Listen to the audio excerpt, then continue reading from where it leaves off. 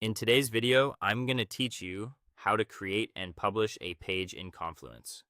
First, open Confluence and navigate to the space where you want your page to live. So think of a space as the home base for a team, project, or department. Using the left-hand sidebar, confirm you're in the right space so your page lands in the correct place and is visible to the right audience.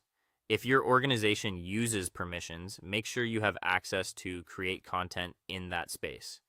Next, click Create. You'll find this button near the top of the screen.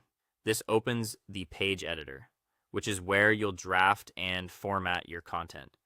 If you see multiple create options, choose the standard page option to get started quickly. You'll now decide whether to start from a blank page or use a template. A blank page gives you total flexibility, great for quick notes or custom layouts. Templates provide a head start with structured sections, useful for meeting notes, project plans, documentation, and more. If you're unsure, skim a template's placeholders to see if it matches your needs. You can always remove sections you don't need. Add a clear page title. Make it descriptive and searchable so teammates can find it later. A good title includes the topic and context, like Q3 Product Roadmap Overview, instead of something vague. If your team follows a naming convention, stick to it for consistency. Now write your content in the editor. Break ideas into short paragraphs and use headings to guide readers through the page.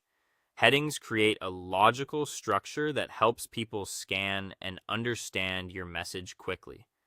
Keep sentences concise. Emphasize key points with bold or italics where appropriate, and use numbered or bulleted lists when you're outlining steps or summarizing items. The goal is clarity and readability. Add tables, images, links, or macros if needed.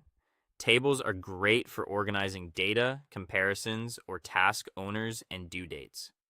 Images and diagrams can make complex ideas clearer. Add captions to explain what your audience is seeing. For links, you can reference related Confluence pages or external resources to provide helpful context. Macros can enhance functionality. Consider a table of contents to help navigation on long pages, a status macro to indicate progress, or an expand macro to tuck away optional details. Use the insert menu or the / command to quickly find what you need. When you're happy with your page, click Publish to save it. This makes the page visible to others with access to the space. Remember, you can always return to edit and refine the content as things change. That's it. Your Confluence page is created and published.